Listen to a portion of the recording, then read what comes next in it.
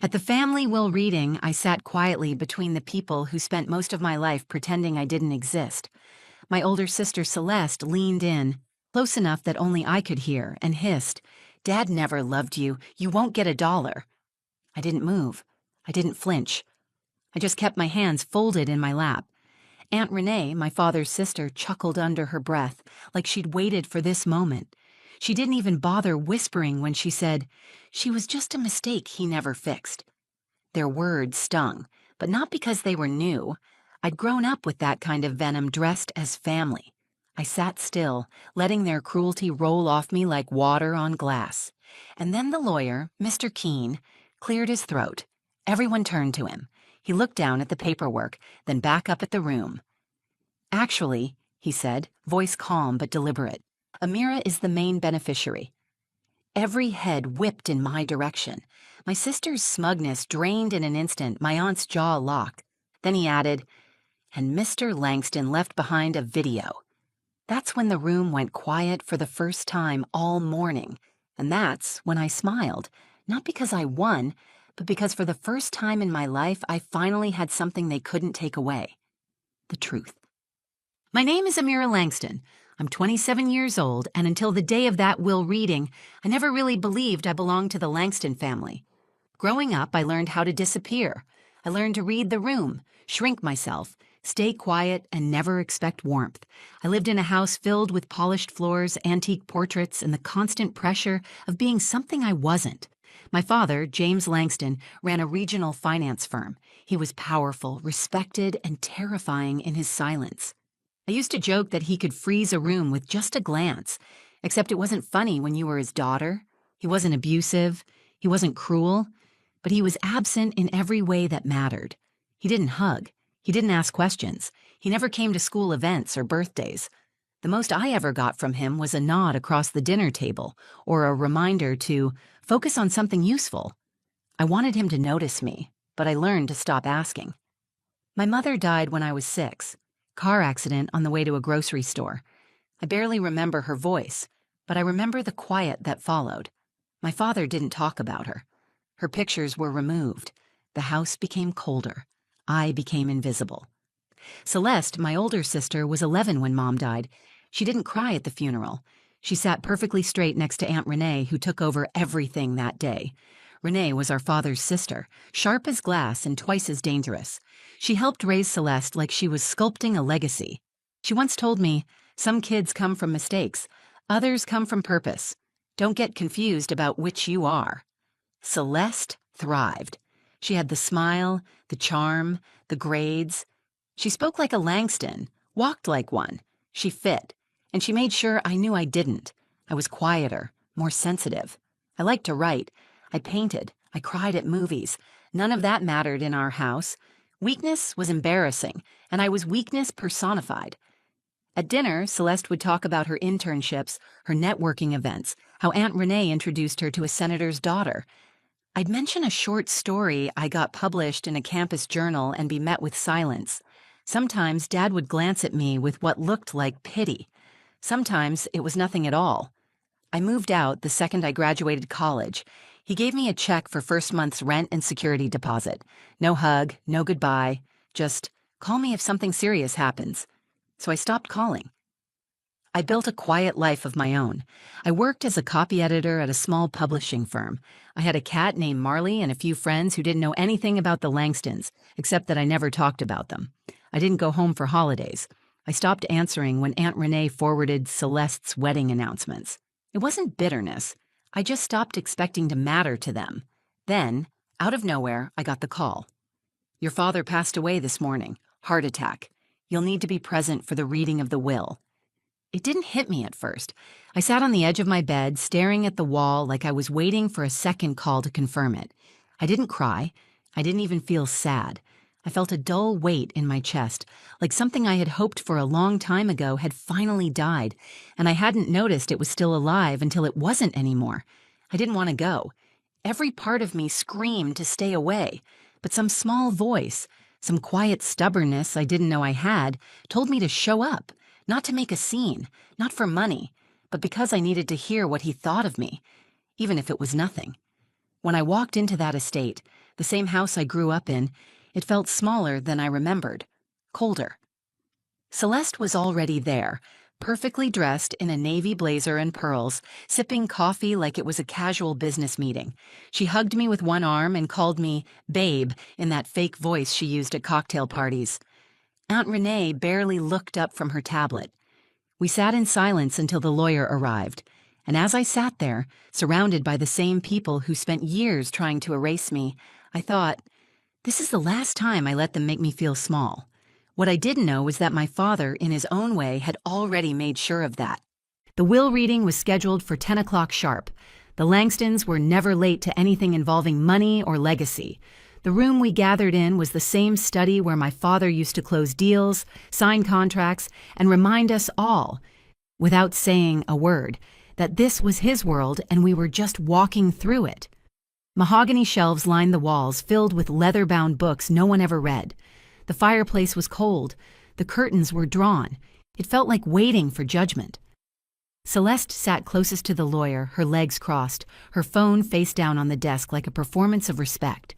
She smiled politely at Mr. Keene, the estate attorney, like she already knew what he was about to say.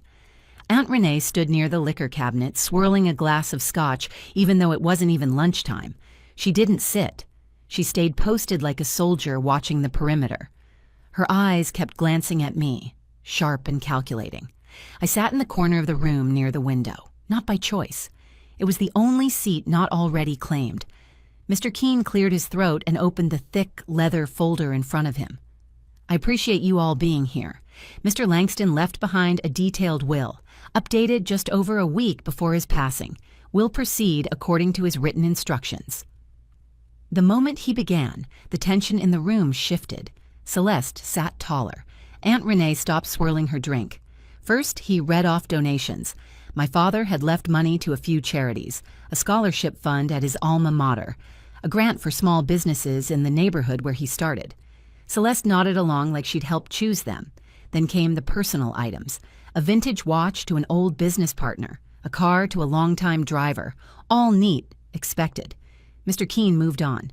To Celeste Langston, he read, a trust in the amount of $100,000 and the vacation property in Aspen.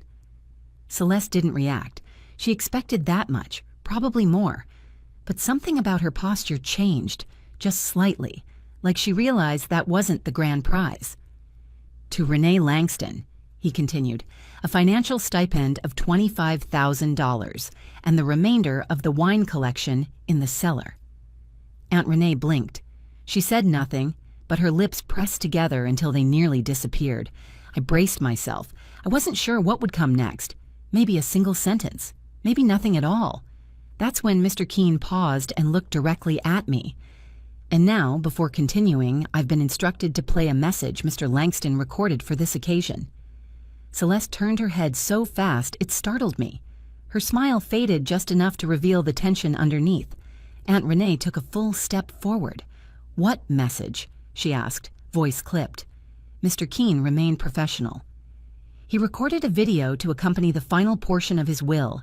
He asked that it be played in the presence of all primary heirs. Celeste's eyes narrowed. Why would Dad record something like that? Mr. Keene didn't answer. He simply opened his laptop, clicked a file, and turned the screen toward the center of the room. Before the video even started playing, the energy shifted again. Celeste stiffened. Renee muttered something under her breath. I stayed quiet. I kept my hands in my lap, heart pounding so loud I could hear it in my ears. As the screen lit up, the silence was electric. No one moved. No one spoke. Because what came next was going to change everything. The screen flickered to life. It wasn't a slideshow or a tribute montage like you see at memorials. It was my father, sitting in that same study, in the same chair where Mr. Keene now sat. He looked thinner, like the illness had already begun to take something from him. But his eyes were sharp, clear, focused. He didn't greet us. He didn't smile. I know you're watching this because I'm gone, he said, voice firm. I recorded this a week ago. I had time to think, and I need to say a few things directly, not just as part of my will, but as a man who spent too much time staying silent. Everyone in the room shifted. Celeste sat straighter. Arms crossed. Renee reached for her glass, but didn't take a sip. My father continued. I built everything in this life with discipline. I believed in control, in keeping emotions out of decisions. But somewhere along the way, I convinced myself that being distant made me strong, that silence, protection. It wasn't. He paused for just a moment. Then he said my name, Amira. My chest tightened. Everyone turned to look at me. I didn't tell you this while I was alive, and that was my greatest failure. You were never a mistake. You were the one thing I got right. You reminded me of your mother, and I didn't know how to live with that. Every time I looked at you, I saw the best parts of her, and I let my own grief turn into distance. His voice never cracked. Mine almost did. I know I failed you, he said. I should have told you this in person. I should have hugged you. I should have said your name with pride more than once every few years. But I want you to hear me now. You were never less than your sister. You were never less than anything. Celeste's mouth parted, but she didn't speak. Her foot tapped under the table, fast and erratic. I'm leaving the house, the company shares, and the primary trust to Amira, he continued. Not out of guilt, not out of sentiment, because she's the one who carried herself with dignity in the face of our neglect. She's the one who never asked for anything and deserved everything. Aunt Renee let out a breath like she had been punched. To Celeste, he added, you are capable and intelligent, but you became too much like me, focused on winning instead of feeling. I hope you find what I never did. The screen went black. That was it. No goodbye, no tears, just the truth, spoken clean and final. The silence afterward was unbearable. No one moved. Mr. Keene folded his hands on the table, waiting. I looked down at my lap. My hands were trembling, but I made no effort to hide it. I wasn't embarrassed. Celeste was the first to speak. That's not real, she said. Her voice was low but sharp. He was sick. He didn't know what he was doing. Mr. Keene responded calmly. The will was signed and witnessed after that recording. The documents are legally binding. There's no contest clause. She turned to me, her eyes glassy with fury. You did something. You manipulated him. I met her gaze without blinking. I didn't have to. Renee finally spoke. He must have been out of his mind. This isn't the man I knew. Mr. Keene slid a second folder forward. Everything was reviewed by outside counsel. There are no discrepancies. I didn't say anything else. I didn't need to. For the first time in my life, I wasn't the one trying to explain myself. I wasn't defending my place at the table. My father had done that for me. Maybe too late, but he did it. I stood slowly, careful not to rush or shake. My heels echoed on the hardwood floor as I walked to the door.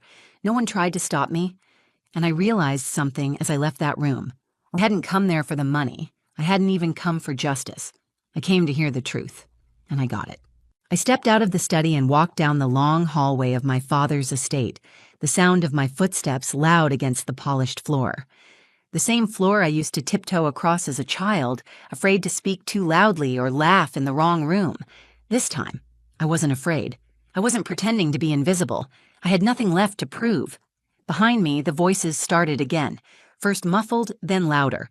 Celeste's words were fast and sharp, her voice cracking just enough to show she wasn't in control anymore. This isn't how this was supposed to go. I was with him every holiday. I gave up New York to be closer. I'm the one who helped run his accounts. And he gives everything to her? Aunt Renee didn't even try to comfort her. We can fight this, she said. There's always a loophole. That lawyer doesn't decide the future of this family. Mr. Keene's voice remained calm. You're welcome to consult outside counsel, but be advised the no contest clause is explicit. If you challenge the will, you forfeit your portion. That was your father's decision. I reached the front door, placed my hand on the knob, and paused. I didn't want to hear more, but something inside me held me in place. I had spent years waiting for these people to acknowledge my presence, to see me as more than an unwanted footnote in their perfect family portrait. And now that they couldn't ignore me anymore, they had nothing left to say to my face. I turned back, walked to the edge of the hallway, and stood where they could see me. I didn't raise my voice. I didn't need to. Do you want to know what hurt the most? I said. Celeste looked at me, eyes red. I'm sure you're going to tell us. It wasn't the money. It wasn't being excluded from birthdays or Christmas dinners. It was sitting in that house for years and realizing I could vanish, and not one of you would notice. And you didn't forget me.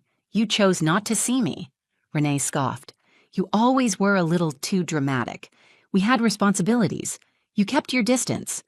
No, I said. You pushed me to the edge and then blamed me for standing there. I looked at Celeste. For a moment, I saw something familiar in her face. Not hatred, not jealousy, just confusion, like her world had spun too fast and she didn't know where to land. I didn't take anything from you, I told her. He made a choice, and maybe it was late, but it was honest. Her lip trembled. You think you deserved this, after disappearing for years. I didn't disappear. I was just outside your frame. You never once invited me in. I waited, but neither of them answered. Aunt Renee poured herself another drink with hands that didn't look steady anymore. Celeste lowered her eyes. I turned back to the door and walked out. Outside, the air was clean and quiet. The wind rustled the trees, the same ones I used to climb when I needed to breathe, when the house got too heavy. For the first time, I didn't feel like I was escaping. I felt like I was stepping into something new. Later that week, Mr. Keene called to confirm the transfer of assets. The estate, the shares, the trust. It was all mine now. He asked if I wanted to schedule meetings with the board of my father's company. I told him I'd think about it. What I really wanted was time. Time to sit in that house alone and figure out what it meant to inherit a legacy from someone who barely spoke to me. I wandered the rooms that used to feel cold and distant. I found a drawer in my father's office filled with letters, unsigned, unfinished. Some were addressed to me, some to my mother. Pieces of things he never said. Evidence of the war he fought in silence. I cried for the father I never had. I cried for the one who tried too late to make things right. And then I stopped crying. Because what he gave me wasn't just property or money. He gave me truth. And that was something no one could twist, steal, or erase. After the will was settled and the documents were signed, the house didn't feel the same. It was mine now. Every hallway, every cold marble floor, every painting I used to walk past without making a sound. The silence wasn't heavy anymore. It was mine to fill. I didn't redecorate right away. I didn't tear the place apart or throw anything out. I let it breathe. I let myself breathe. For the first time, I wasn't living in someone else's shadow. People called. Some to offer congratulations, some to fish for favors. I ignored most of them. Even Celeste texted once, just a short message. I don't understand what happened, but I hope you're okay. I stared at it for a long time and didn't reply. There was nothing left to say. I thought inheriting everything would make me feel powerful, but that wasn't the feeling that stayed with me. It was quiet peace. It was the relief of being seen, of finally being acknowledged by the one person who never said the words when he was alive but had found a way to leave them behind anyway. I spent days going through drawers, cabinets, and old files. In one folder, tucked behind business documents and tax returns, I found a photo of my mother holding me as a baby. Her hair was wild from the wind, and her smile was wide. On the back, written in my father's handwriting, it said, "She gave me the best part of my life." That sentence was all I needed. It was what I had been waiting for since I was a child, and it had been there all along, buried under the weight of decades of silence. I didn't hold a press conference or throw a party. I didn't post about it or tell the world. Instead, I took a walk through the garden and sat under the old oak tree my mother planted before I was born. I watched the sun break through the clouds and thought about all the years I spent wondering if I mattered. I thought about the pain of growing up unseen and the strange gift of learning who I was without anyone else defining me. That was the real inheritance, not the trust fund or the house, not the company stock or legal documents. It was knowing that even the people who fail us deeply can sometimes offer redemption. It may come too late for a conversation, but not too late for a reckoning. I forgave him, not because he asked, but because I needed to. Forgiveness wasn't about erasing the past. It was about refusing to let it hold the pen any longer. I kept the house, but I didn't move in right away. I made space for it to become something new, maybe a writer's retreat, maybe an arts foundation. something that offered second chances to kids like me, quiet, overlooked, told they weren't enough. That idea made me feel something I hadn't felt in a long time: hope. People say families are complicated. That's not true. Families are made of choices: who we see, who we love, who we silence. My family made their choices, and in the end, so did I. I chose not to disappear. I chose to stay, to listen, to show up even when I thought I'd be ignored again. I chose to believe that somewhere, beneath all the damage, truth could still surface. And when it did, it didn't roar. It didn't break the windows or shatter the walls. It came in one sentence: a name spoken with meaning, a room that went quiet, a video that changed everything. I came to that will reading expecting nothing. I left with the one thing I had stopped believing in: belonging. If this story resonated with you, if you've ever felt like the outsider in your own family, or like your voice didn't matter, I hope you know that you're not alone. Sometimes, the truth takes its time, but when it arrives, it changes everything. If you found meaning in this story, please take a moment to like the video, share it with someone who needs to hear it, and leave a comment below. I read them all, and your stories matter here. And if you want more true stories about resilience, family, and finding your voice, subscribe to the channel and turn on notifications so you never miss a new episode. Thank you for watching, and thank you for listening.